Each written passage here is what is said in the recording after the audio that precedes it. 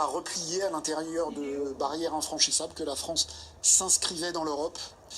Et je suis quand même marqué par le peu de monde sur les Champs-Élysées, par la différence entre l'espèce de liesse qui s'est emparée du monde à l'élection de ce jeune président et la relative discrétion dans laquelle il prend ses fonctions. Je ne sens pas, nous n'y sommes pas, mais je ne sens pas un immense enthousiasme. Eh bien, on va demander à celui qui est sur place, Sébastien Letard, est-ce que, comme le ressent Gilles Bornstein, il y a en fait peu de monde autour des Champs-Élysées pour cette remontée présidentielle?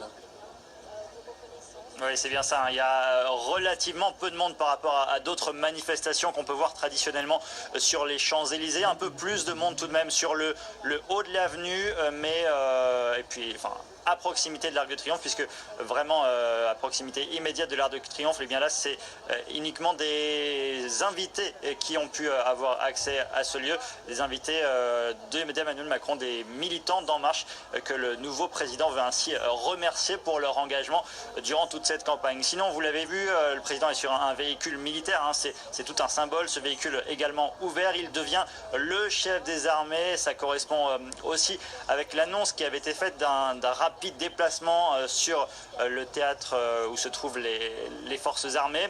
Ensuite, la cérémonie ici, elle sera très protocolaire, hein, presque militaire si on peut dire, avec ce dépôt de gerbes, le ravivage de la flamme du soldat inconnu, avant un hommage aux officiels et aux pensionnaires des invalides aussi qui ont été invités ici. La seule touche personnelle, je vous le disais, ce sera ce petit passage normalement auprès des militants d'En Marche, les invités du nouveau président, qu'il veut ainsi remercier de leur engagement durant la campagne. Merci Sébastien. Voilà, ces images historiques à plus d'un titre. Hein. C'est la première fois qu'un président de la République effectue ce trajet dans un véhicule militaire. Voilà, en plus en plein état d'urgence. Comme vous le disiez, Gilles, tout à l'heure, c'est forcément réfléchi, volontaire. Ce sont des images qui vont circuler dans le monde entier. C'est pour asseoir encore plus cette autorité qui manque de fait, peut-être pas un jeune homme, mais un homme jeune de 39 ans.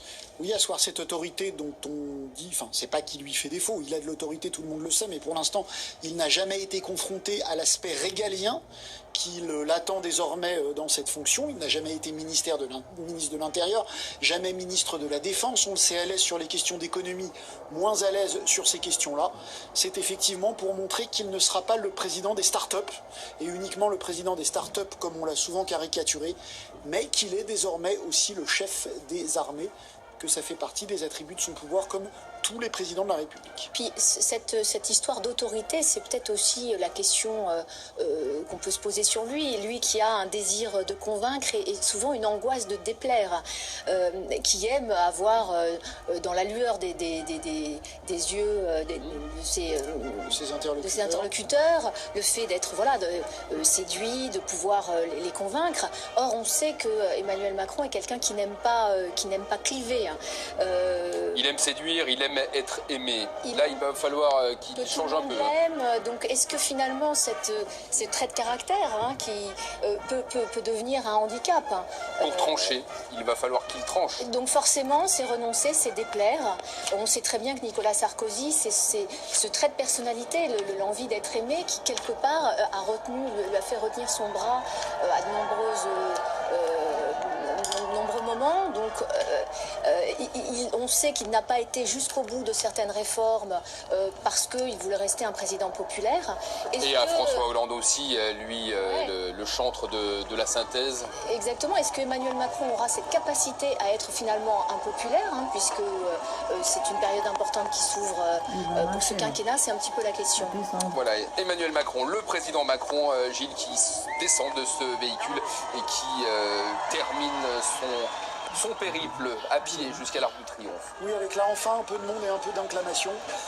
Pour continuer ce que disait Alix, Pascal Bruckner, le philosophe, dans un papier remarqué, disait que le président Macron était allergique au choix, qu'il avait la vision d'un monde sans conflit, qu'il voulait porter un monde sans conflit et que ce n'était pas vrai, que dans le monde il y a des conflits, alors des conflits militaires évidemment, mais des conflits entre le capital et le travail, des conflits entre les tenants d'une laïcité ouverte et les tenants d'une laïcité fermée, qu'il était allergique, enfin il craignait que le président Macron soit un homme allergique au choix.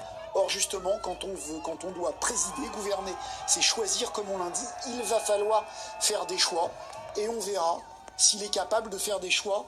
Notre confrère du Monde disait que c'était un homme consensuel qui essayait de rassembler et qui à un moment transgressait ce qu'il a fait dans sa vie privée, ce qu'il a fait en quittant ou en trahissant le président de la République François Hollande, comme vous voulez. Saura-t-il gouverner, saura-t-il prendre des décisions? L'Élysée, c'est une machine à arbitrer. Tous les jours, vous devez prendre une dizaine ou une vingtaine d'arbitrages qui forcément font des malheureux. Saura-t-il le faire? Saura-t-il trancher? C'est ce qu'on verra dans les prochains jours. Voilà, Emmanuel Macron qui a donc remonté les Champs-Élysées à bord d'un camion militaire. Voilà, j'ai le nom, Akmat, un camion fabriqué à Saint-Nazaire, afin de témoigner son soutien aux forces armées.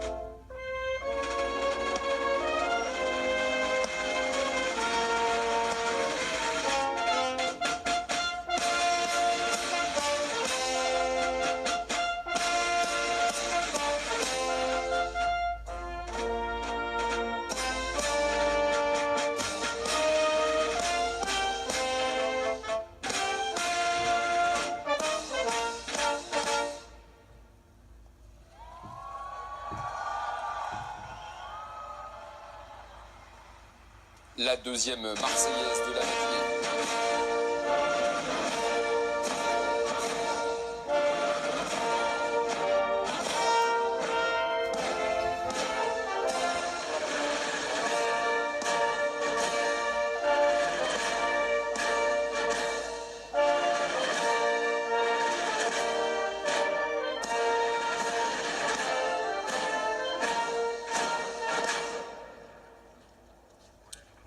Il y a aussi qu'on ne sait pas. C'est un bon plan là, justement.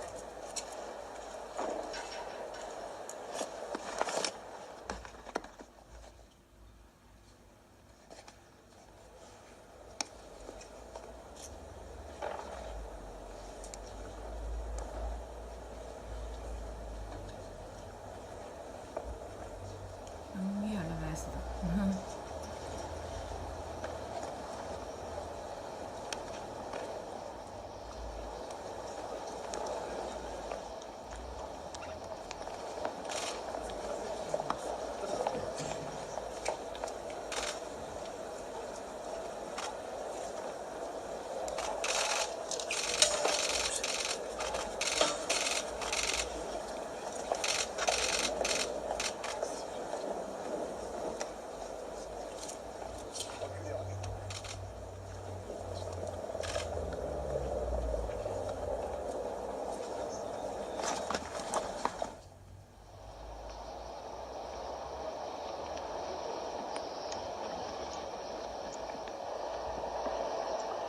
Comment?